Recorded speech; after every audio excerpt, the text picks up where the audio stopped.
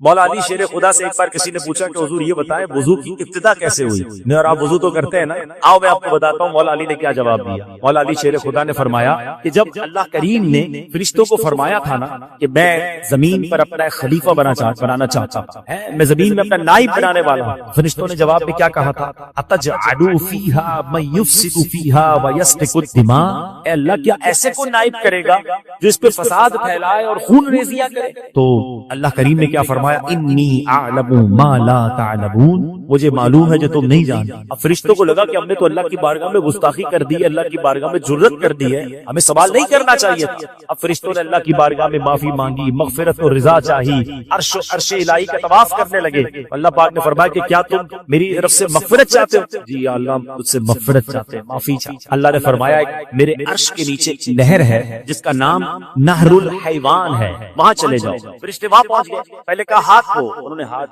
ارشاد ہوا 3 بار کلی کرو، انہوں نے 3 بار کلی کی، پھر ارشاد ہوا کہ 3 بار ناک پہ پانی ڈالو، فرشتوں نے ناک پہ پانی ڈالا، چہرہ دھونے کا حکم دیا گیا، ہاتھ کونیوں سمیت دھونے کا حکم دیا گیا، سر کا مسح کا حکم دیا گیا، پیر دھونے کا حکم دیا گیا۔ سبحان اللہ۔ پھر اللہ کریم نے فرمایا اب کہو سبحانک اللہم وبحمدک اشہد ان لا الہ الا انت استغفرک واتوب الیک۔ فرشتوں نے ایسا کر لیا۔ اب اللہ نے فرمایا کہ اے فرشتوں جو بھی صاحب ایمان یہ کرے گا جو تم نے کیا ہے میں اسے اپنی مغفرت اور رضا سے نواز دوں گا۔ فرشتوں نے کہا یا اللہ یہ مہربانی صرف ہمارے لیے؟ فرمایا نہیں، صرف تمہارے لیے نہیں بلکہ جس سے میں خلیفہ بناؤں گا حضرت آدم علیہ السلام، اس کی اولاد کے لیے بھی یہ فضیلت ہے، یعنی اولاد آدم میں سے بھی جو یہ عمل کرے گا یعنی وضو کرے گا میں اس کی مغفرت فرماتا ہوں۔ وضو کی ابتدا فرشتوں سے ہوئی ہے، وضو کا طریقہ اللہ نے فرشتوں کو بتایا ہے، اور سبحان اللہ یہ ہم پر مہربانی کی گئی۔ درود پاک پڑھنے کے بے شمار فضائل و برکات ہیں۔ کعبے کے بدر الدجا، طیبہ کے شمس الضحیٰ صلی اللہ تعالی علیہ وسلم کا فرمان عالی شان ہے کہ جو کوئی شخص مجھ پر ایک بار درود پاک پڑھے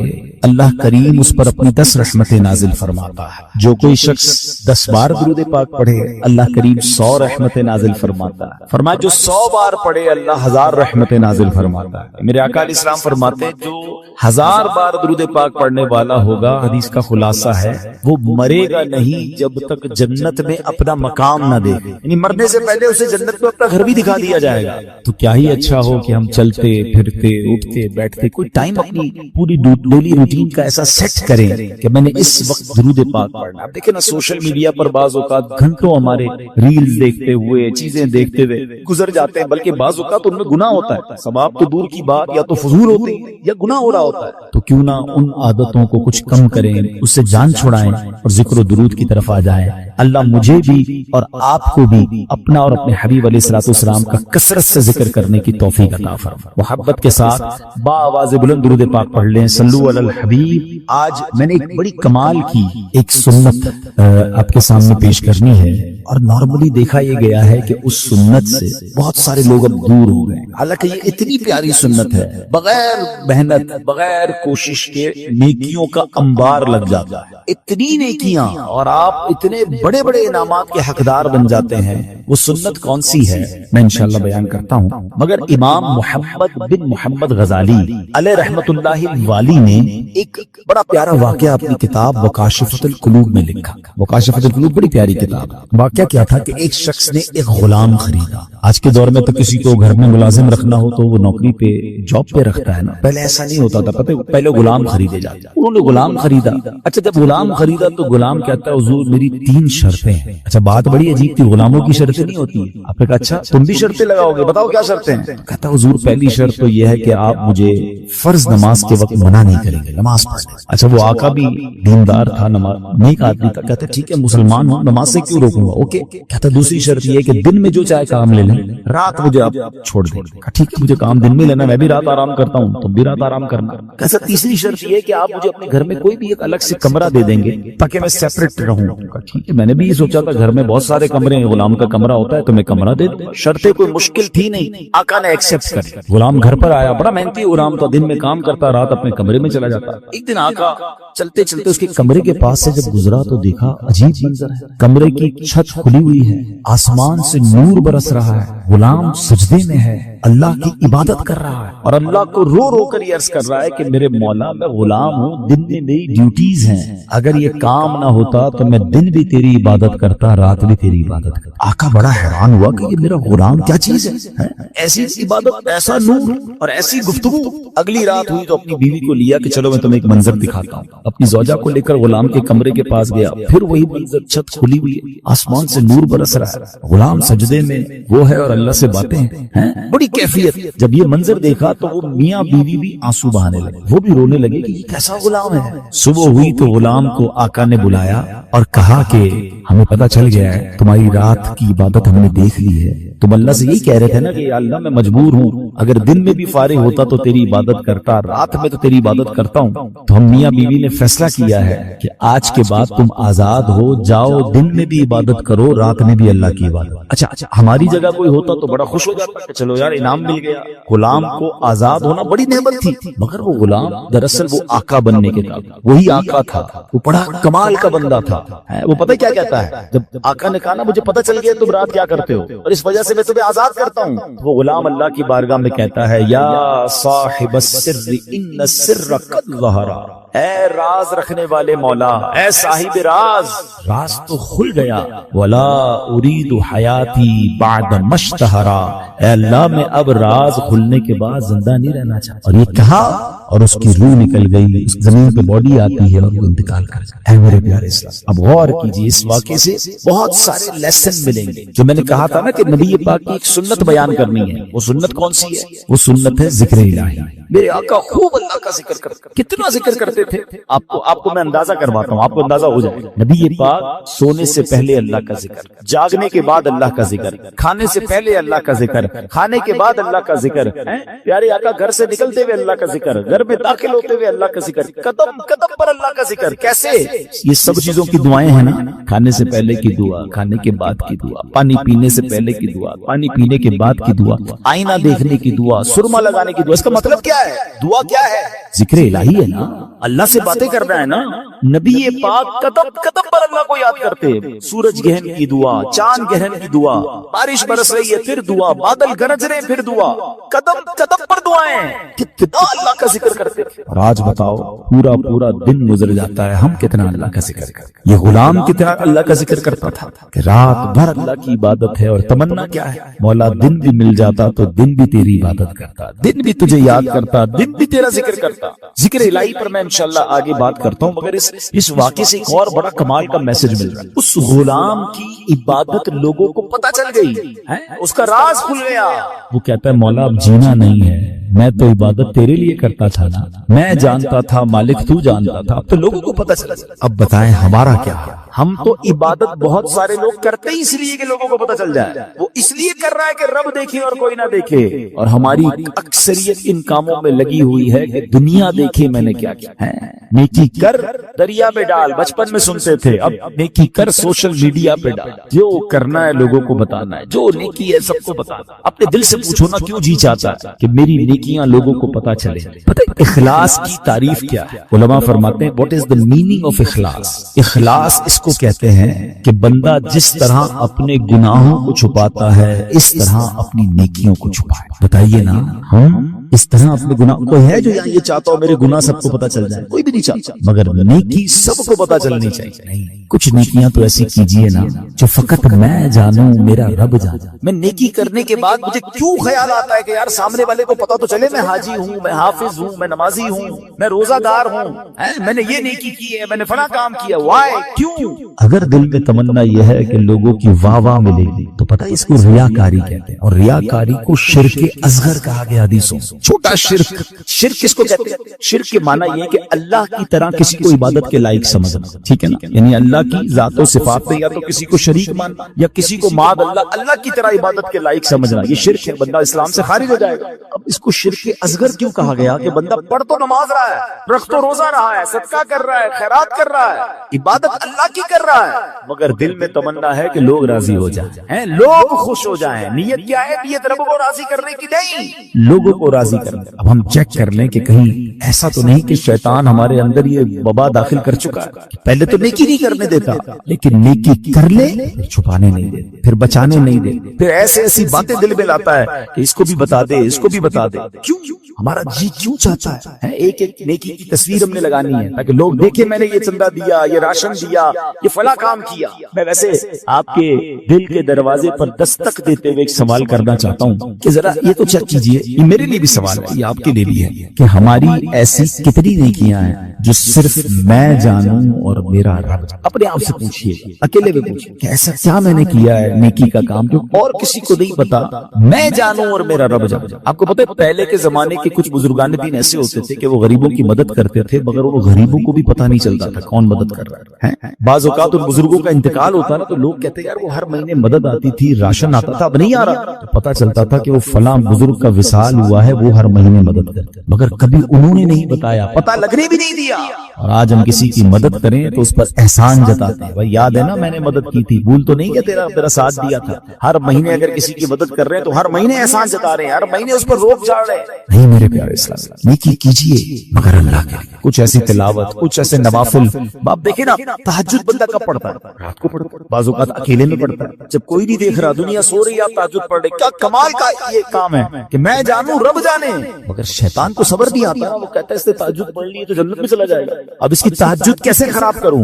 وہ کیا کرتا ہے, وہ دل میں خیال ڈالتا ہے کہ ایسا کرو دوسروں کو بتاؤ. وہ کیا کرتا ہے, صبح اٹھ کوئی نہ کوئی بہانہ چاہیے. اب کچھ لوگ پتہ ہے کیا کرتے ہیں, یار بہت تھکا ہوا, خیریت کیوں تھکے ہوئے, وہ میں تہجد سے اٹھ جاتا ہوں نا. اچھا ماشاءاللہ تہجد بھی پڑھتے ہیں, بس اس نے یہ کہنا ہے کہ ساڑھے دل وچ ٹھنڈ پہ گئی کہ انہاں نوں ساری تہجد دا پتہ چل گیا. پتہ تو چل گیا, ڈیلیٹ بھی ہو گیا بھائی. کیوں پتہ چل گیا, کیوں بتانا. اللہ کرے یہ بات اس غلام کے اس واقعے سے کیسی بات سیکھنے کو مل رہی. مالک کو پتہ چل گیا, حالانکہ اس نے نہیں بتا, ہم تو بتاتے ہیں, اس نے بتایا نہیں تھا, یہ تو چھپ کے کر رہا تھا, مگر پتہ چل گیا تو کہتا ہے مولا اب راز ہی کھل گیا تو اب جینے کا کیا. غلام تو نہیں کہوں گا, اس آقا کے صدقے اللہ مجھے بھی اخلاص نصیب فرمائے, آپ کو بھی نصیب. اچھا اب بات کرتے ہیں سنت رسول, ذکر الہی. کیسا کمال کا کام ہے یہ ذکر الہی. اللہ کریم کس طرح قرآن مجید میں ہمیں ذکر کرنے کا حکم ارشاد فرماتا ہے, فرمایا یا ایھا الذین آمنوا اذکروا اللہ ذکرا کثیرا. آسان ترجمہ قرآن کنز الایمان, اے ایمان والو اللہ کو بہت یاد کرو. کتنا؟ نبی پاک علیہ السلام کی حدیث ہے, اللہ کو اتنا یاد کرو, اتنا ذکر کرو کہ لوگ تمہیں دیوانہ کہنے لیں. بس اللہ کی یاد کرتے رہا کرو, ذکر الہی کرتے رہا کرو. ہے مگر ہمارا حال کیا ہے کہ زبان فضول باتیں تو کرتی ہے مگر اللہ کا ذکر نہیں کرتی. ہمارے بزرگ کیسے ذکر کرتے تھے. حضرت جنید بغدادی کا نام سنا رضی اللہ, بہت بڑے اللہ کے ولی. آپ کے بارے میں آتا ہے کہ آپ اتنا ذکر الہی کرتے تھے, ایک بار نائی کی دکان پر گئے, مونچھیں ترشوانے, تو نائی کہتا ہے حضرت تھوڑی دیر خاموش ہو جائیں ورنہ آپ کی ہونٹ پہ کٹ لگ جائے گا, میں مونچھیں کاٹ رہا ہوں, آپ ذکر کر رہے ہیں. وہ کہتے ہیں ذکر کرتا رہوں گا, تم اپنا کام کرو, ہونٹ کٹتا ہے تو کٹ جائے, میں نے ذکر نہیں چھوڑا. اتنی دیر کے لیے بھی ذکر الہی نہیں چھوڑنا ہوتا ہے. ایک بزرگ تھے اور کبال کے بزرگ تھے, حضرت سری سکتی سے مروی ہے کہ میں حضرت جرجانی کے پاس گیا تو ستو دیکھے, وہ ستو پی رہے تھے, روٹی نہیں کھاتے. میں نے کہا حضرت روٹی آپ کیوں نہیں کھاتے, ستو کیوں پیتے؟ وہ کہتے ہیں میں نے کیلکولیشن کی, روٹی کھانے میں اور ستو کھانے میں 90 تسبیحات کا فرق ہے. میں اگر ستو پیتا ہوں تو پیٹ پھر بھی بڑھ جاتا ہے, مگر میں روٹی کھاتا ہوں تو ٹائم زیادہ لگتا ہے. 90 تسبیحات میں زیادہ پڑھ لیتا ہوں, اس لیے 40 سال ہو گئے میں نے روٹی نہیں کھائی. یار کمال لوگ نیک تھے, پرہیزگار تھے, نیکیوں کا انبار تھا, اور نیکیاں چاہیے. کیوں؟ ان کو پتا تھا نا اجر کیا ہے. آپ کو پتا ہے ذکر الہی کا اجر کیا ہے؟ ذرا مل کر کہیے سبحان اللہ, الحمدللہ, اللہ اکبر. کتنی دیر لگی؟ 10 سیکنڈ. مشکل 3 جملے کہے 10 سیکنڈ, ٹھیک ہے. 10 سیکنڈ میں آپ دنیا میں کیا کما سکتے, بغیر کھڑے ہوئے, بغیر پسینہ بہائے, بغیر کوشش کیے, بیٹھے بیٹھے 10 سیکنڈ میں 3 جملے کہے. کیا کمایا پتا ہے؟ میرے نبی علیہ السلام کے سچے وعدے ہیں, جو ایک بار سبحان اللہ کہے جنت میں درخت لگا دیا جائے, ایک بار اللہ اکبر کہے جنت میں درخت, ایک بار لا الہ الا اللہ کہے جنت میں درخت. مجھے بتاؤ تو صحیح کتنی دیر لگی؟ آپ نے بیٹھے بیٹھے 3 جنت میں درخت لگا لی. اچھا یہ تو چونکہ نبی پاک کی حدیث ہے, ہمیں عمل کرنا چاہیے, لیکن دنیاوی اسکیم ہو تو آج اگر اعلان کر دوں کہ بھائی یہ فیضان مدینہ میں آپ سب بیٹھ جائیں, آج فجر تک جو جتنی بار سبحان اللہ کہے گا اتنے 1000 روپے ملیں گے. بندہ کہے گا حضرت فجر تک کیوں آپ کہیں, 2-3 دن بیٹھ جاتے ہیں, موبائل بند, تسبیح ہاتھ میں, ہر سبحان اللہ پر 1000 روپے, 100 سبحان اللہ پہ 1,00,000 روپے. اوئے ہوئے آج تو امیر کروڑ پتی ہو کے جاؤں گا. مجھے سچ بتاؤ سبحان اللہ کہنے پر 1000 روپے زیادہ قیمتی ہیں، یا میرے آقا فرما رہے ہیں کہ اس کے لیے جنت میں درخت لگ جائے، تو پھر کیوں نہ ہم جنت میں درخت لگانے کا سامان، ہم کیوں نہ اللہ کو راضی کرنے کا اور اپنے لیے آخرت کا سامان کریں۔ اور ذکر والے کتنے اللہ کو پسند ہیں۔ ایک بڑی کمال کی حدیث، حضرت سہل بن معاذ رضی اللہ تعالیٰ عنہ اپنے والد صاحب سے روایت کرتے ہیں کہ ایک مرتبہ محفل نور سجی ہوئی تھی، رسول اکرم صلی اللہ علیہ وسلم کے ساتھ صحابہ کرام بھی تھے۔ ایک صحابی نے حضور سے عرض کی کہ حضور یہ بتائیے کہ جہاد میں سب سے عظمت والا زیادہ کون ہے؟ جہاد کرنے والے تو بہت سارے ہیں نا، بہت سارے صحابہ لڑتے تھے اللہ کی راہ میں، تو حضور ان میں سب سے زیادہ عظمت والا کون ہے؟ تو پیارے آقا نے فرمایا اکثرہم للہ ذکرا، یعنی جو اللہ پاک کا کثرت سے ذکر کرتا ہے وہ زیادہ عظمت والا۔ اب بات سمجھ رہے، یعنی سب جہاد کرنے والے کمال کے ہیں، مگر ان میں جو ٹاپ پہ ہے جو سب سے زیادہ ذکر کرتا ہے۔ اب صحابی کہتے ہیں حضور روزہ داروں میں سب سے زیادہ عظمت والا کون؟ روزہ دار تو لاکھوں کروڑوں مسلمان روزہ رکھتے ہیں۔ آقا فرماتے ہیں ان میں سب سے زیادہ اللہ کا ذکر کرنے والا سب سے عظمت والا ہے۔ سہل بن معاذ فرماتے ہیں وہ صحابی اسی طرح سوال کرتے رہے کہ حضور نمازیوں میں سب سے زیادہ افضل کون ہے؟ یا رسول اللہ زکات دینے والوں میں سب سے زیادہ عظمت والا کون ہے؟ ایک ایک عبادت کا سوال کرتے رہے، آقا سب کے جواب میں یہ فرماتے رہے اکثرہم للہ ذکرا، یعنی جو اللہ پاک کا ذکر کثرت سے کرتا ہے وہ اس کیٹیگری میں ان لوگوں میں سب سے زیادہ افضل اور عظمت والا ہے۔ اب حضرت ابو بکر صدیق رضی اللہ تعالیٰ عنہ بھی حاضر تھے، حضرت عمر فاروق بھی موجود تھے۔ ابو بکر صدیق رضی اللہ تعالیٰ عنہ جو مسلمانوں کے پہلے خلیفہ ہیں، وہ حضرت عمر سے کہتے ہیں اے عمر یوں تو ذکر الہی کرنے والے ساری بلائیاں لے گئے۔ تو نبی پاک نے جب یہ سنا تو کہا ہاں اے ابو بکر بات ایسی ہی ہے، جو ذکر اللہ کی کثرت کرتا ہے وہ ساری بھلائیاں ہی سمیٹ لے، یعنی ٹاپ آف دا لیول اگر کچھ لوگ ہیں تو وہ کون ہیں؟ وہ ذکر الہی کرنے والے ہیں۔ اے میرے پیارے اسلامی بھائیوں، اب ہمیں یہ غور کرنا ہے کہ ہم کتنا ذکر کرتے ہیں، ہماری زبان پر کتنا ذکر ہوتا ہے۔ حضرت معاذ بن جبل رضی اللہ تعالیٰ عنہ کہتے ہیں میری نبی پاک علیہ الصلوۃ والسلام سے ان کی ظاہری حیات میں جو آخری ملاقات ہوئی نا، تو میں نے نبی پاک سے کہا حضور مجھے کوئی نصیحت فرما۔ پیارے آقا علیہ الصلوۃ والسلام سے کہتے ہیں حضور کون سا عمل اللہ کی بارگاہ میں سب سے بہتر اور سب سے زیادہ قرب حاصل کرنے والا؟ پیارے آقا علیہ السلام نے فرمایا اے معاذ تمہیں موت اس حال میں آئے کہ تمہاری زبان ذکر اللہ سے تر ہو، سب سے افضل عمل، ٹھیک ہے نا۔ مفتی احمد خان نعیمی کے تحت فرماتے ہیں کہ اس کا مطلب یہ ہے کہ بندہ پورا دن کچھ نہ کچھ اللہ کا ذکر مختلف انداز سے کرتا رہے۔ موت کے آنے کا تو پتہ نہیں نا، ملک الموت تو کبھی بھی آ سکتے ہیں، تو وہ جب بھی میری روح قبض کرنے آئے میں اللہ کی یاد میں ہوں، اللہ کے ذکر میں ہوں، عبادت میں ہوں، اللہ اکبر۔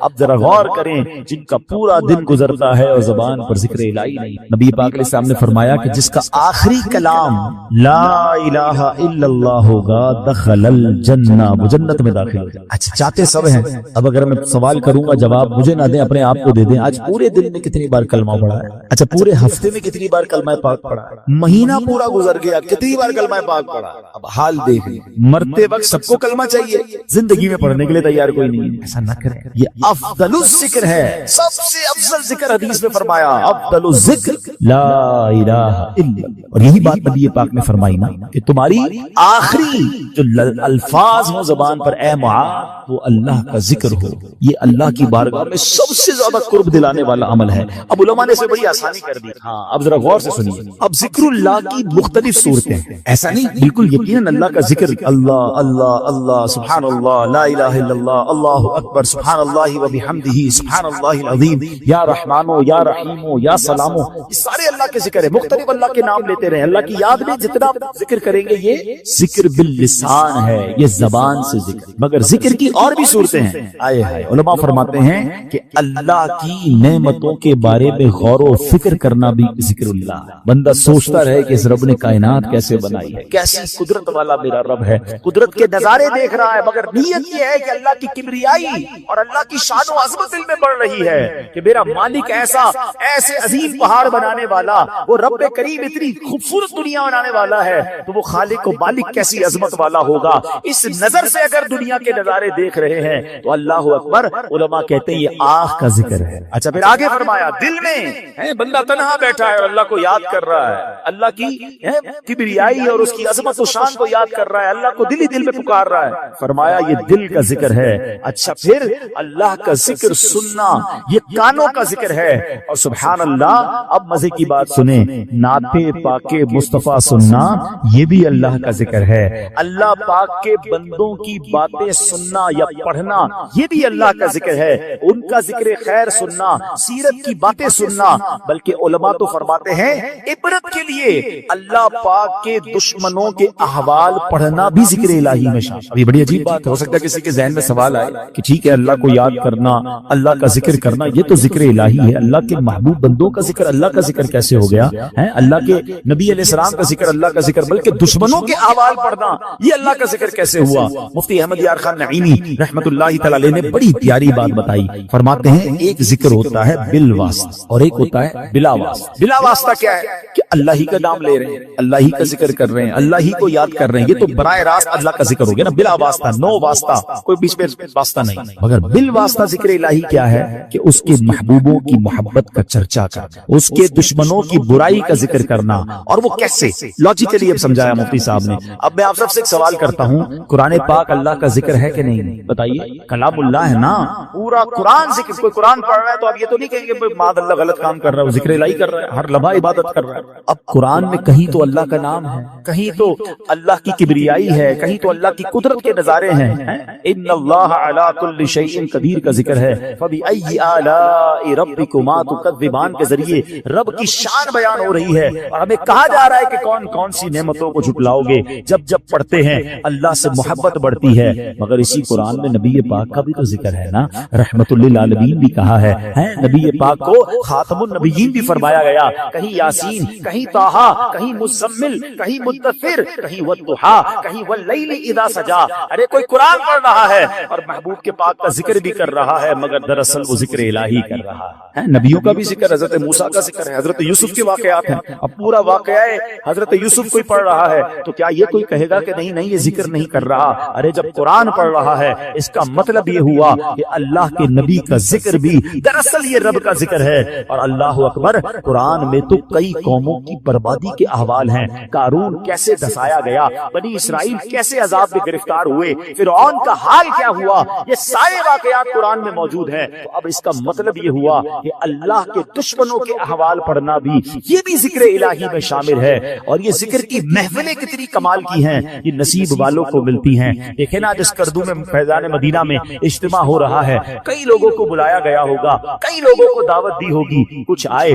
کچھ نہیں آئے. یقین کریں جو آئے ہیں نا وہ خود سے نہیں آئے، انہیں بلایا گیا. میری اور آپ کی اوقات نہیں کہ میں کہوں میں آج اجتماع میں آیا، میں مسجد میں آیا. چلے مجھے بتائیں مسجد کس کا گھر ہے؟ ذرا ساتھ جواب بھی دو نا، مسجد کس کا گھر ہے؟ آپ کے گھر میں کوئی بغیر اجازت آ سکتا ہے؟ آپ کا دروازہ کھٹکھٹائے کہ حضرت آج میں آپ کے گھر میں رہوں گا. آپ کون ہے بھائی؟ میں نہیں جانتا، میرے گھر میں کیسے آئیں گے؟ اجنبی ہیں؟ آپ کے گھر میں کون آتا ہے جس کو آپ بلاتے؟ اللہ کے گھر میں بغیر بلائے کیسے کوئی آ سکتا ہے؟ ہم سب کو بلایا گیا، ہمیں موقع دیا گیا ہے، ہمیں سعادت دی گئی ہے. اور سنو، اللہ کے گھر میں آتے رہا کرو. کئی لوگ پورا ہفتہ نہیں آتے، جمعے کی نماز پڑھتے ہیں، باقی پورا ہفتہ نہیں آتے. وہ غور کریں کہ ایسا کیا گناہ ہو گیا کہ میرا رب مجھے کیوں نہیں بلاتا، روز 5 وقت مہمان کیوں نہیں بنتا. مبارک ہو اسے جو مسجد میں جس کا دل لگتا ہے اور بار بار آتا ہے. ایک اور مزے کی بات بتاؤں، آپ کے قسم قسم کے رشتہ دار اور دوست ہیں. جو دور کا دوست ہوتا ہے نا وہ سال میں کبھی کبھی ایک بار آ جاتا ہے. جو بہت قریب کے رشتہ دار ہوں، جو بالکل تھوڑا سا فاصلہ ہو، لیکن وہ کبھی کبھی مہینے میں ایک بار آتے ہیں. جو اس سے قریب ہو وہ ہفتے میں ایک بار آتے ہیں. اور گھر والا تو روز گھر میں آتا ہے نا. اب اللہ کے گھر میں جو روز آ رہا ہے سبحان اللہ، اس پر کتنی رحمتیں ہو رہی ہیں. اور جو کبھی عید کی نماز میں آتا ہے، کبھی 2-4 مہینے بعد اسے اللہ کا گھر یاد آتا ہے. سوچو کتنا ڈسٹینس ہو گیا ہے، کتنی دوری ہو گئی ہے. یہ رحمان کا گھر ہے، اس میں آتے رہا کریں، بیٹھا کریں، وقت بتایا کریں. اور سبحان اللہ، آپ کے گھر میں کوئی مہمان آئے، آپ کیا چاہتے ہیں؟ خوش ہو کر جائیں، کھانا اچھا بناتے ہیں، اس کے آرام کا خیال رکھتے ہیں. جب مہمان آئے اسے خوش کر کے بھیجتے ہیں. بتاؤ نا، کریم کے در پر کوئی مہمان آئے گا وہ اسے راضی نہیں کرے گا؟ اللہ کے مہمان بنو، پھر دیکھو رب کیسی عطائیں فرماتا ہے. پرابلم یہ مسجد میں ایک تو آتے دل نہیں لگتا، آتے تو بھاگنے کا جی چاہتا ہے. بیٹھا کریں. اور اب میں آپ کو بتاتا ہوں کہ جو ذکر اللہ کی محفل ہے نا، ابھی ذکر کی محفل ہو رہی ہے نا, اللہ کے پیاروں کا ذکر ہو رہا ہے, اللہ کے ذکر کی باتیں, قرآن کی باتیں, یہ بڑی کمال کی محفل ہے. بڑی پیاری حدیث سناتا ہوں. حدیث پاک کا خلاصہ ہے, میرے آقا علیہ السلام فرماتے ہیں کہ اللہ تعالیٰ کے کچھ فرشتے ہیں کہ جو زمین کی سیر کرتے ہیں, ان کی ڈیوٹیز ہیں. کچھ فرشتوں کی ڈیوٹی یہ ہے کہ جہاں ذکر الہی ہوتا ہے نا, اس محفل کو اپنے پروں سے ڈھانپ لیتے. اب کیا ہوا, وہ فرشتے جب اجتماع سے فارغ ہوتے ہیں اللہ کی بارگاہ میں, اللہ کو سب معلوم ہے کہاں سے آ رہے ہیں. اللہ فرماتا ہے فرشتوں کہاں سے آ رہے ہیں؟ کہتے یا اللہ ایک جگہ بندے جمع ہیں تیرا ذکر کر. اللہ فرماتا ہے فرشتوں یہ بتاؤ انہوں نے مجھے دیکھا ہے جو میرا ذکر کرتے ہیں؟ کہ یا اللہ تجھے نہیں دیکھا. ارشاد ہوتا ہے فرشتوں بتاؤ کیا مانگا؟ کہتے یا اللہ جنت مانگا. ارشاد ہوتا ہے جنت دیکھی ہے؟ کہ یا اللہ دیکھی نہیں. اچھا دیکھ لیتے تو کیا کرتے؟ اے رب جنت دیکھ لیتے, شوق سے مانگتے. ارشاد ہوتا ہے یہ بتاؤ کس چیز سے پناہ مانگ رہے تھے؟ عرض کرتے ہیں مولا جہنم سے پناہ مانگا. ارشاد ہوگا جہنم دیکھی ہے؟ نہیں یا اللہ جہنم دیکھی نہیں انہوں نے. اچھا بتاؤ دیکھ لیتے تو کیا کرتے؟ ارشاد ہوتا عرض کرتے مولا اگر وہ جہنم دیکھ لیتے تڑپتے, جہنم سے پناہ مانگتے. ارشاد باری ہوتا ہے اے فرشتوں گواہ ہو جاؤ, جن بندوں نے مجھے دیکھا نہیں پھر بھی مجھے یاد کر رہے ہیں, جنت دیکھی نہیں جنت مانگ رہے ہیں, جہنم دیکھی نہیں جہنم سے پناہ مانگ رہے ہیں, اے فرشتوں گواہ ہو جاؤ میں نے ان سب کی مغفرت فرما. اب مزے کی بات, فرشتے کہتے ہیں یا اللہ ان میں ایک بندہ ایسا بھی بیٹھا تھا جو تیرا ذکر کرنے نہیں آیا. ہو سکتا ہے ہمارے پاس بھی ایسا کوئی بھائی آیا ہو جس کا آنے کا ارادہ نہ ہو, دوست پکڑ کے لے آیا, چلو یار تھوڑی دیر کے لیے پھر بعد میں کہیں اور چلے جائیں گے, نیت ذکر کی نہیں ویسے ہی آ گیا. فرشتے کہتے ہیں مولا ایک بندہ ایسا ہے جو تیرا ذکر کرنے نہیں آیا تھا. اللہ فرماتا ہے اے میرے فرشتوں یہ وہ مجلس ہے, یہ وہ محفل ہے جس کے ہم نشین محروم نہیں ہوتے, میں نے اس کی بھی مغفرت فرما دی ہے. اللہ کرے کہ اجتماع ہم سب کی مغفرت کا ذریعہ بنے. فرشتے جا کر بتائیں اللہ کو کہ مولا تیرے بندے بیٹھے ایک جگہ پر, گناہگار ہے. آج میں پوری آیت بیان کرنے نہیں جا رہا, آج ایک آیت کا صرف یہ سمجھیے کہ مختصر سا جز, چھوٹا سا حصہ مگر امیزنگ کمال کا پیغام ہے, کمال کا یہ سمجھیے ہمیں ایک آرڈر دیا گیا ہے. اگر اس پر عمل کر لیں تو زندگی خوبصورت, زندگی آسان, گھروں میں امن, دوستوں میں پیار, محلوں میں امن ہو جائے گا. ایسا کیا ہے 2-3 الفاظ کے اندر اتنی کمال کی بات فرما دی گئی. چنانچہ پارہ نمبر 1 ہے, سورہ بقرہ ہے, آیت نمبر ہے 83. اللہ ارشاد فرماتا ہے وَقُولُوا لِلنَّاسِ حُسْنًا, اور لوگوں سے اچھی بات کہو. بس قرآن نے کیا کہا, لوگوں سے جب بھی کریں اچھی بات کریں. سبحان اللہ, یہ حکم اگر ہم اپنا لینا تو یہ سمجھے ہمارے معاشرے میں امن و سکون ہو جائے گا. وَقُولُوا لِلنَّاسِ حُسْنًا, لوگوں سے اچھی بات کہو. یہ جادو جیسا اثر رکھنے والا حکم ہے, ہاں کہ لوگوں سے اچھی بات کہو. آپ یقین کریں آپ زندگی کے ہر میدان میں کامیاب ہو سکتے ہیں اگر یہ حکم پر ہم عمل کرنے والے بن جائیں. کس طرح بڑے بڑے معاملات سارٹ آؤٹ ہو گئے, بڑی بڑی جنگیں ٹل گئیں, بڑی بڑی مصیبتیں ٹل گئیں. ایک واقعہ بتاتا ہوں. تاریخ گواہ ہے کہ جو کام تیروں اور تلواروں سے کرنا ممکن نہیں تھا, میٹھے بول اور اچھی بات نے وہ کام کر دکھایا. تاتاری قوم ایک ایسی قوم تھی, بڑی ظالم قوم, اس نے دنیا پر بہت ظلم و ستم بہائے, اس نے خون کی ندیاں بہائیں, درجنوں بار ان کے ساتھ جنگیں لڑی گئیں, مگر اس قوم کو ہرا نہیں پاتے تھے. وہ قتل و غارت گری کرتے چلے جاتے اور ملک کے ملک تباہ و برباد کرتے چلے جاتے. اب کیا ہوا کہ خراسان کے ایک بزرگ تھے, انہیں خواب میں حکم ملا کہ جاؤ اور جا کر تاتاری قوم کو اسلام کی دعوت دینی. وہ قوم جو ایسی جنگجو ہے, لڑنے کے لیے تیار ہے. وہ بتایا جاتا تھا کہ ہلاکو خان اور یہ لوگ جو لوگ تھے یہ کھوپڑیوں کے مینار بنایا کرتے تھے.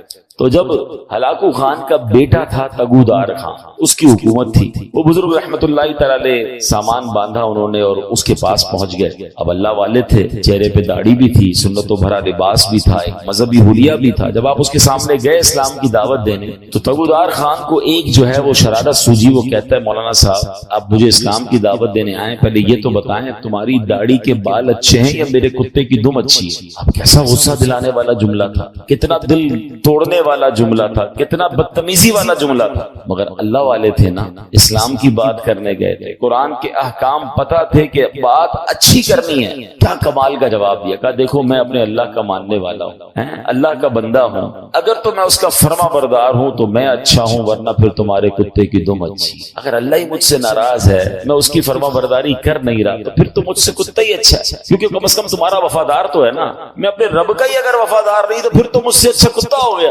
اب ایک اتنی بڑی مذہبی شخصیت سے، ایسے مذہبی حلیے والے سے ایسا جواب سنا، بدتمیزی کے مقابلے میں رپلائی کیا ملا؟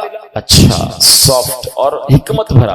تو جب یہ میٹھے بول اس نے سنے نا تو تگودار خان کے دل پر اثر کر گئے، اس پر جو شرارت کا بھوت سوار تھا وہ اتر گیا۔ اب وہ نرمی سے بولا اب تو آپ میرے مہمان ہیں، میرے پاس قیام فرمائیں۔ چنانچہ وہ بزرگ جو تھے وہ تگودار خان کے یہاں رہنے لگے۔ روزانہ رات کو وہ ان کے پاس آتا، بزرگوں نے پیاری پیاری باتیں بتاتے، اسلام کی تعلیمات بتاتے، نبی پاک کے واقعات سناتے۔ اور ایک بار ایسا وقت آیا کہ وہ تگودار خان جو ہلاکو خان کا بیٹا اور تاتاری قوم جو ظلم و ستم کی آندیاں بہاتی تھی، جن سے تلواروں سے کوئی جیت نہیں سکتا تھا، آخر کار کلمہ پڑھ کر مسلمان ہو گیا اور نبی پاک علیہ الصلوۃ والسلام کا شیدائی بن گیا۔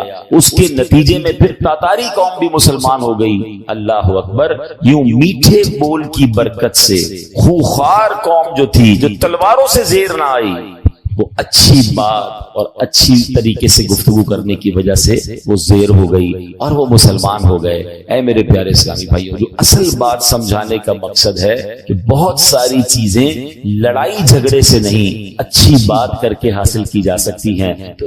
تیکھے بول، چبھتے ہوئے جملے، لڑنے والی باتیں دشمنیاں تو پیدا کر سکتی ہیں، دوست نہیں بنا سکتی ہیں۔ ہمارا پرابلم یہ ہے کہ ہم قرآن کے اس حکم پر عمل کرنے میں کامیاب نہیں ہو رہے۔ بڑا پیارا شعر ہے نا، ہے فلاح و کام رانی نرمی و آسانی میں، ہر بنا کام بگڑ جاتا ہے نادانی میں۔ آپ نے دیکھا ہوگا ایک جملہ بندہ کہہ دیتا ہے رشتہ ختم ہو جاتا ہے، ایک جملہ ایسا کہہ دیتا ہے دوستی ختم ہو جاتی ہے، ایک جملہ ایسا کہہ دیتا ہے پارٹنرشپ ختم ہو جاتی ہے۔ اچھا، بعد میں بندہ برسوں سوچتا رہتا ہے کاش یار وہ جملہ نہ کہتا، مجھے کیا ہو گیا تھا، میں نے کیوں ایسی بات کر دی تھی۔ میں نے پہلے بھی بیان میں ایک بات بتائی ہے، ہماری جسم میں جتنے بھی باڈی پارٹس ہیں نا، اس کا کوئی گارڈ نہیں ہے، کوئی روک نہیں ہے، مگر زبان وہ واحد پارٹ آف دا باڈی ہے جس کے 32 گارڈ ہیں۔ 32 دانتوں کے پیچھے زبان کو رکھا گیا ہے کہ بندہ پہلے سوچ لے پھر بات کرے، مگر جب یہ زبان چلتی ہے تو 32 پہرے داروں کا خیال بھی نہیں رکھتی اور کسی کا دل توڑ دیتی ہے، کسی کا گھر توڑ دیتی ہے۔ قرآن نے کیا حکم دیا؟ ہم آج بات قرآن کی کر رہے ہیں۔ اللہ فرماتا وَقُولُوا لِلنَّاسِ حُسْنًا، اور لوگوں سے اچھی بات کہو۔ کاش ہمیں اچھا بولنا نصیب ہو جائے، میٹھا بولنا نصیب ہو۔ کڑوا بولنا بہت سارے لوگوں کو آتا ہے، ایسے ایسے جملے ڈھونڈ کر لاتے ہیں اور سامنے والے کو کہتے ہیں کہ اس کا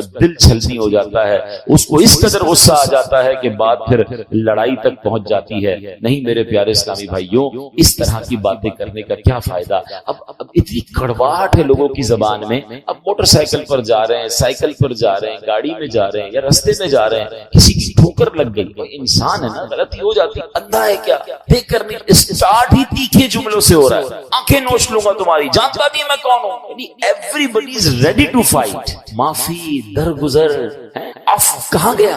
ہم کیوں کسی کو یہ احساس نہیں دلاتے کہ ہو جاتی ہے انسان سے غلطی؟ کیا آپ سے غلطیاں نہیں ہوتی؟ مجھ سے مسٹیک نہیں ہو سکتی؟ کیا ہر مسٹیک، ہر غلطی کی سزائے موت ہی دینی؟ وہ لوگ جو اس طرح سختیاں کرتے ہیں، اس طرح ان کے جملے کڑوے ہیں، وہ تنہا رہ جاتے ہیں۔ مجھے ایک بات بتائیں، آپ کی لائف میں بھی ایسے بہت سارے لوگ ہوں گے جن سے بات کرنے کو آپ کو جی نہیں چاہتا ہوگا۔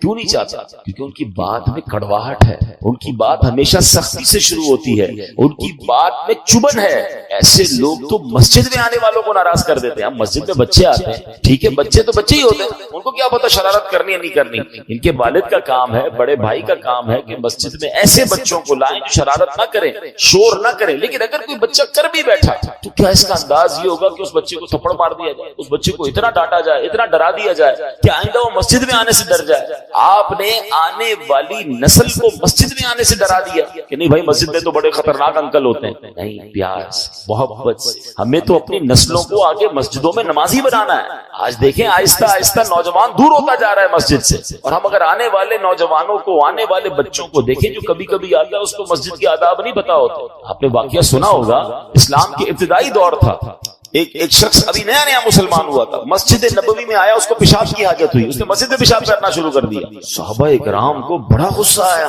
مسجد میں نبی پاک نے روک دیا۔ اچھا نبی پاک نے اس بندے کو پیشاب کرنے سے بھی روکنے سے منع کر دیا، فارغ ہونے، پھر اس کو اپنے پاس بلایا۔ مسجد میں حدیث کا خلاصہ ہے، مسجد میں یہ نہیں کیا گیا، مسجد عبادت کی جگہ ہے، ناپاکی نہیں کرتے، مسجد کا خیال کرتے ہیں، اور پانی منگوا کر اس جگہ پر ڈال دیا۔ اب آپ غور کریں، ہمارے یہاں اگر کوئی دیکھیں، ایک تو اللہ نہ کرے جانتے بوجھتے کوئی مسجد کی پامالی کر رہا ہے، جانتے بوجھتے مسجد کی گستاخی کر رہا ہے، وہ الگ چیز ہے۔ نیا مسلمان ہوا ہے، اس کو پتہ ہی کچھ نہیں ہے، اللہ اکبر۔ بلکہ علماء کہتے ہیں جو نبی پاک نے اس کو پیشاب کے دوران نہیں روکا، اس کی بھی حکمت یہ بیان ہوئی کہ اگر کسی بندے کو حاجت ہے، اس کو آپ بیچ میں روکیں گے، اس کو تکلیف ہو جائے گی۔ کیا مذہب ہے ہمارا، کتنی ریلیکسیشنز ہے، اور یہاں تو مارنے کے لیے تیار، ایوری بڈی، بھائی کسی کا سر پھاڑ دو، کسی کا پیر توڑ دو۔ میرے پیارے لوگوں سے نرمی سے بات، اچھی بات کریں، یہ میرے اسلام کی تعلیم ہے، یہ میرے نبی پاک کا طریقہ ہے۔ حدیث پاک میں سنیے، فرماتے لوگوں میں بدترین وہ شخص ہے جو گھر والوں پر تنگی کرتا ہے۔ اچھا پوچھا گیا حضور گھر والوں پر تنگی کرنے والا کون ہے؟ پورا غور سے سنیے گا۔ نبی پاک فرماتا جب وہ گھر آتا ہے نا تو بیوی ڈر جاتی ہے،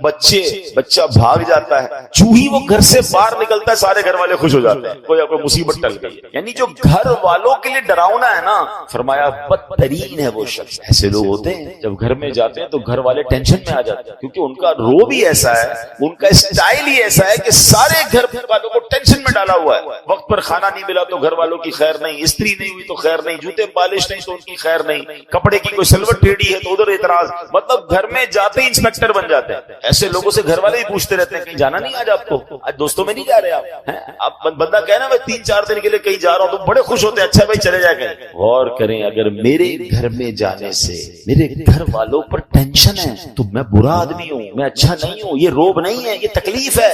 اب یقین جانے سب سے زیادہ میرے اخلاق کے حقدار ہی میرے گھر والے ہیں، اور یہ حدیث پاک ہے تم میں بہترین وہ ہے خیرکم لأہلی، the best amongst you، وہ ہے کہ جو اپنے گھر والوں کے ساتھ بہترین۔ اس کو کبھی چیک کرنا ہونا کہ میرا گھر والوں کے ساتھ کیسا تعلق ہے، تو آپ یہ دیکھیں آپ کا اپنے گاہکوں کے ساتھ کیسا تعلق ہے۔ اگر آپ دکاندار ہیں اور آپ کا کوئی بڑا اچھا گاہک ہے، کسٹمر ہے، آپ کیسے بات کرتے ہیں؟ آئیے بیٹھے بیٹھے ماشاءاللہ، پانی پلاؤں آپ کو، چائے پلاؤں، اچھا کھانا منگاؤں آپ کے لیے۔ کبھی یہ انداز اپنے ماں باپ کے ساتھ، اپنے بیوی بچوں کے ساتھ یہ پیار والی باتیں کی۔ اچھا اس کے بعد سیکنڈ نمبر پر دوستوں کے ساتھ کیسا تعلق ہے؟ او بھائی دوست کو کھانا بھی کھلائیں گے، چائے بھی پلائیں گے، رات بھر اس کے ساتھ رہیں گے، کہیں مصیبت میں دوست آ گیا تو ہم حاضر۔ ان دونوں کیٹیگریز یعنی چاہے وہ کسٹمرز ہوں چاہے وہ آپ کے فرینڈز ہوں، ان دونوں سے زیادہ حقدار کون ہے؟ وہ گھر والے۔ گھر والے باپ رے باپ ٹینشن میں، تکلیف میں، بندہ اچھا نہیں۔ آقا نے کیا فرمایا؟ لوگوں میں بدترین وہ ہے جو گھر والوں کے لیے تنگی۔ مزہ پتہ ہے کیا ہے؟ اچھا ایک اور ٹیسٹر ہے، کبھی چاہیں چیک کرنا چاہیں کہ گھر والے کبھی بھی نہیں بتائیں گے،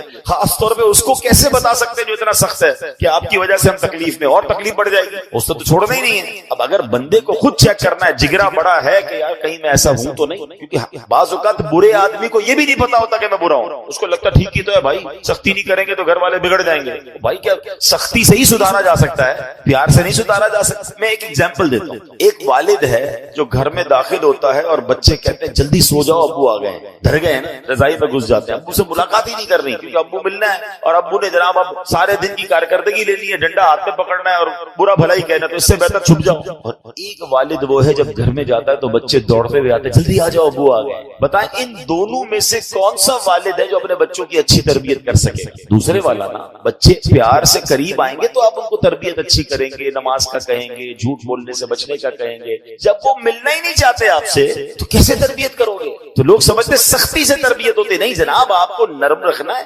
یقیناً کہیں نہ کہیں سختی۔ بھائی ڈاکٹر بھی پیار والی باتیں کر کے کبھی کبھی ایک انجیکشن لگا دیتا ہے، لیکن آپ اگر ہر وقت انجیکشن لے کے گھوم رہے ہیں پھر تو بچے دور ہو جائیں گے، فیملی دور ہو جائے گی۔ اچھا اگر اب آپ نے ٹیسٹ کرنا ہے کہ میں وہ بدترین آدمی ہوں کہ نہیں جس کے بارے میں نبی پاک نے فرمایا کہ جب وہ گھر میں جاتا ہے تو بیوی ڈر جاتی ہے، بچے جو ہے وہ بھاگ جاتے ہیں، تو اب یہ چیک کرنا ہونا تو آپ بغیر ان کو بتائے جب گھر میں داخل ہوتے ہیں تو آپ چیک کریں ہمارے گھر میں جانے سے اگر لوگ پہلے مسکرا رہے تھے، ہنس رہے تھے، باتیں کر رہے تھے، جاتی سب خاموش ہو گئے، مسکراہٹ ہی غائب ہو گئی چہرے سے، تو سمجھ جائیں کہ میں گھر والوں کے لیے ریلیکسیشن کا باعث۔ مزہ یہ ہے کہ بندہ گھر میں جائے تو ماں کہے میرا بیٹا، بھائی کہے میرا بھائی آ گیا، بچے کہے میرے ابو آ گئے، بیوی کہے میرے سرتاج آ گئے، ایوری بڈی بیکم ریلیکس۔ جب آپ گھر کے اندر داخل ہو. یہ میری اور آپ کی ذمہ داری ہے. اسلام ہمیں اس بات کا درس دیتا ہے. ہم باہر بڑے خوش اخلاق اور گھر میں شیر ببر بن کر پھرتے ہیں, یہ اسلام نہیں. آگے چل, سبحان اللہ. اب روب کے بارے میں لوگ کہتے ہیں روب ہونا چاہیے. آئیے میں بتاتا ہوں نبی پاک کا روب کیسا تھا اور پیارے آقا کا اخلاق کیسا. حدیث پاک میں ہے ایک آدمی 2 مہینے تک سفر کرے, یعنی اتنا دور پہنچ جائے. فرمایا اتنا دور بھی اگر کوئی ہوگا تو نبی پاک کے مبارک روب کا عالم یہ ہے کہ 2 مہینے دور سفر کر کے بھی جہاں پہنچا ہے وہاں بھی اس کے دل پر نبی پاک کا روب طاری ہو جائے. اتنا روب تھا, ٹھیک ہے. مگر انداز مبارک کیسا تھا, نرمی کا عالم کیسا تھا. حضرت انس رضی اللہ عنہ فرماتے ہیں میں 10 سال نبی پاک کی خدمت میں رہا. پیارے آقا کے یہاں خدمتگار کی حیثیت سے رہے.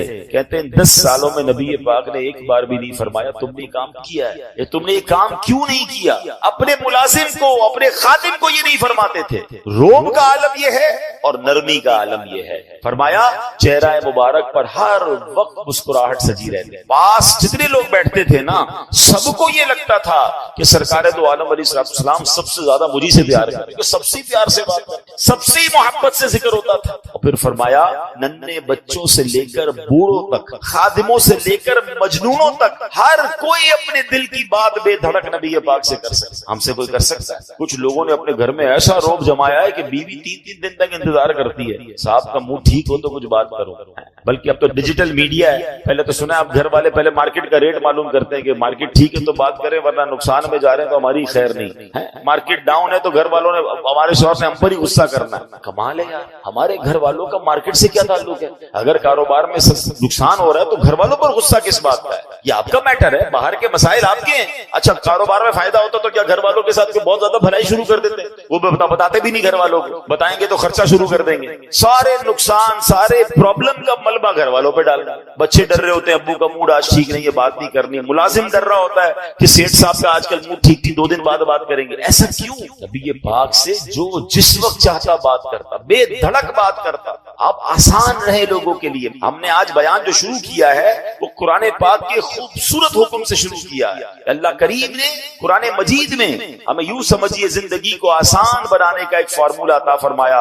اور کیا فرمایا؟ وَقُولُوا لِلنَّاسِ حُسْنًا, اور لوگوں سے اچھی بات. آپ یقین کریں جس نے اس فارمولے پر عمل کر لیا نا اس کی زندگی آسان, اس کی فیملی خوش, اس کے دوست راضی, وہ ہر جگہ ترقی کرنے لگتا ہے. اب آپ خود دیکھیں ایک دکاندار سودا بڑا اچھا ملتا ہے مگر جب جاؤ اس کی زبان پر سختی ہے, گالیاں ہیں, جھاڑتا ہے, سودا ایسے دیتا ہے جیسے بھیگ دے رہا ہے. ادھر گاہک جائیں گے, یا ایک ایسا دکاندار ہے جو ہر آنے والے گاہک سے محبت سے بات کر رہا ہے, پیار سے بات کر رہا ہے, طبیعت بھی پوچھ رہا ہے. بندہ کہتا ہے بڑا با اخلاق. اخلاق کی برکت سے کاروبار بھی بڑھتا ہے, اخلاق کی برکت سے عزت بھی بڑھتی ہے, ترقی ملتی ہے اس کو. ایک ہی ادارے میں 2 بندے جاب کر رہے ہیں, ایک سب سے دوستی پیار محبت ٹیک کیئر کرنے والا اور ایک سب سے لڑنے والا. بتاؤ ترقی کس کو ملے گی؟ با اخلاق کو ترقی. یعنی یہ وقولوا للناس حسنا, لوگوں سے اچھی بات کہو, یہ آپ کے کاروبار میں ترقی کروا دے گا, یہ آپ کی نوکری میں ترقی کروائے گا, یہ آپ کی عزت میں ترقی کروائے گا, یہ آپ کے فیملی میں محبتوں کو بڑھائے گا.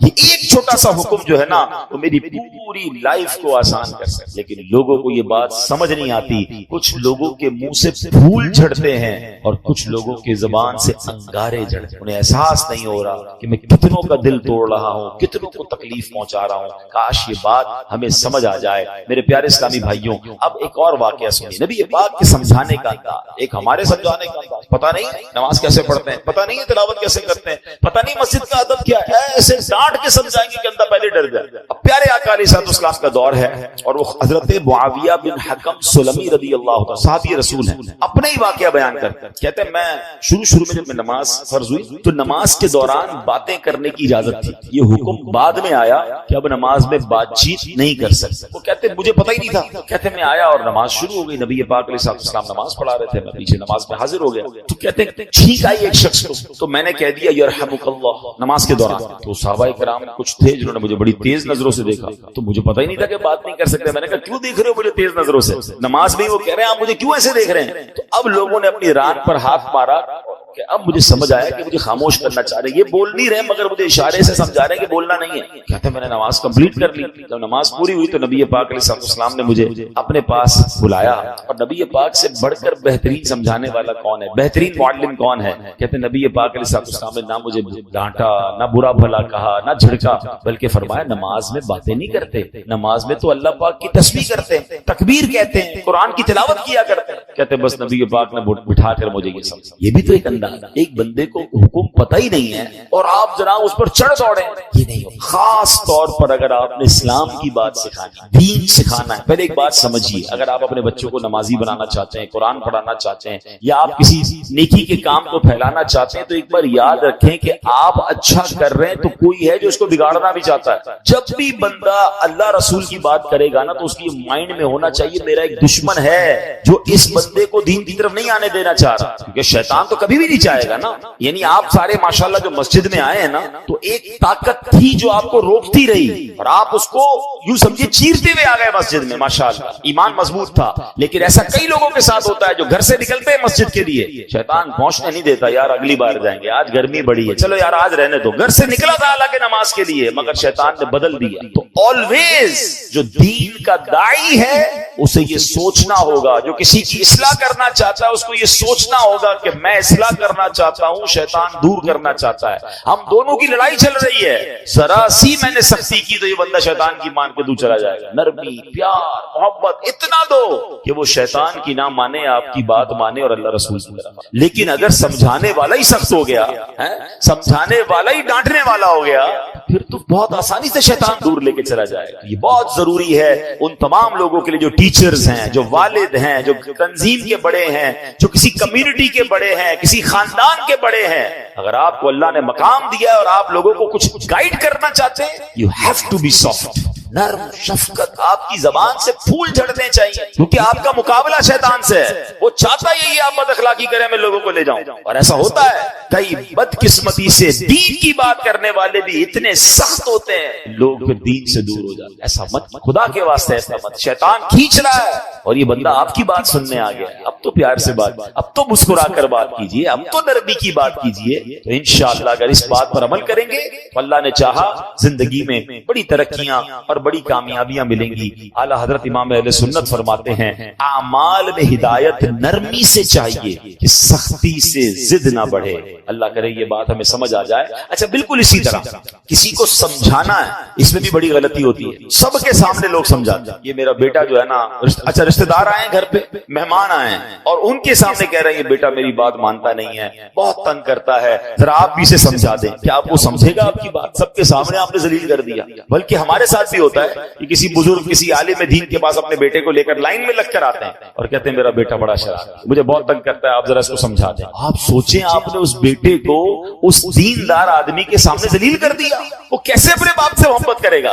ہونا کیا چاہیے تھا؟ والد آ کر کہتا میرا بڑا پیارا بیٹا، حضرت اس کے لیے دعا کرو. یہ بھی تو ہو سکتا ہے، دعائی کروانی تھی، اس کی برائی کرنا ضروری ہے سب کے سامنے. اور ہو سکتا ہے آپ کا یہ جملہ بیٹے کے دل میں آپ کے لیے نرمی ڈال دے کہ یار میں ابو کو اتنا تنگ کرتا ہوں، ابو پھر بھی جا کے ایک عالم دین کے پاس، ایک بزرگ کے پاس جا کر کیا کہہ رہے ہیں کہ میرے بیٹے کے لیے دعا کر دیں، میرا پیارا بیٹا. کتنا یہ تو طریقہ ہوگا دل میں محبت ڈالنے کا. ہم خود ہی اپنے بچوں، اپنے چھوٹوں سے اپنے دل میں محبت دور کر رہے ہوتے ہیں. اچھا پھر اسی طرح ایک اور کہانی کیا ہوگا آج کل لوگ ہو گئے سوشل میڈیا پہ سمجھانا ہے. اب مجھے ایک بات بتائیں، آپ نے کسی ایک بندے کو سمجھانا ہے، اس کو ویڈیو پہ سمجھائیں گے آپ؟ اب ویڈیو پہ آپ سمجھا رہے تو ہو سکتا ہے اس کو ضد ہو جائے. اچھا آپ نے اس کو سمجھایا یا اس کی کوئی برائی بتائی اور اس نے وہ برائی ختم کر بھی لی، تو یہ ہزاروں لاکھوں لوگوں کو آپ نے اس کی برائی بتائی، اس کا عذاب کس پر ہے؟ اس کا گناہ کس پر؟ یہ کون سا طریقہ ہے کہ آپ کو کسی فرد سے پرابلم ہے اور آپ اس کو سوشل میڈیا پہ سمجھا رہے ہیں، ویڈیو کے ذریعے سمجھا رہے ہیں؟ یہ تو عجیب ہو گیا. یہ دشمنی بڑھانے والی بات ہے، یہ شیطان کو خوش کرنے والی بات ہے. اللہ کرے کہ یہ لوگوں کو بات سمجھ آ جائے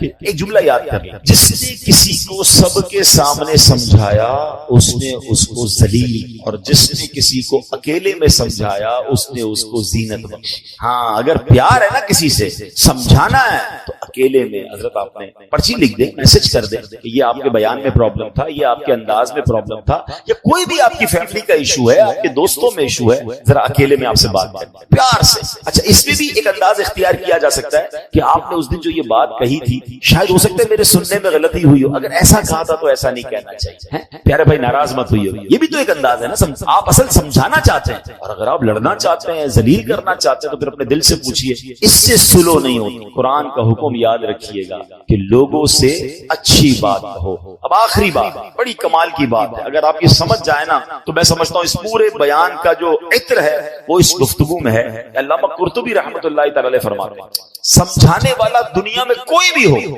آج کے دور میں کوئی حضرت موسیٰ اور حضرت ہارون سے افضل نہیں ہو سکتا، اللہ کے نبی ہے نا، اور جسے سمجھایا جائے وہ کتنا ہی بڑا گناہگار کیوں نہ ہو، وہ فرعون سے بڑا گناہگار نہیں ہو سکتا۔ بات سمجھ آ رہی ہے؟ یعنی آج اگر کسی کے ساتھ آپ کو پرابلم ہے، کتنا ہی اس نے آپ کو کیوں نہ ستایا ہو، کتنا ہی وہ غلط آدمی کیوں نہ ہو، گناہوں میں وہ فرعون سے بڑھ نہیں سکتا، اور ہم میں سے سمجھانے والا کوئی بھی حضرت موسیٰ اور حضرت ہارون سے بڑھ نہیں سکتا۔ دو ایکسٹریم ہو گئی نا، سمجھانے والا بھی ٹاپ پہ ہے اور گناہگار بھی سب سے بڑا ہے۔ مگر جب حضرت موسیٰ اور حضرت ہارون فرعون کے پاس جا رہے تھے تو اللہ کریم نے کیا انہیں ارشاد فرمایا تھا؟ فَقُولَا لَهُ قَوْلًا لَيِّنًا، تو تم اس سے نرم بات کہہ۔ قرآن حضرت موسیٰ حضرت ہارون کو کہہ رہا ہے کس سے نرم بات کرنا؟ فرعون سے۔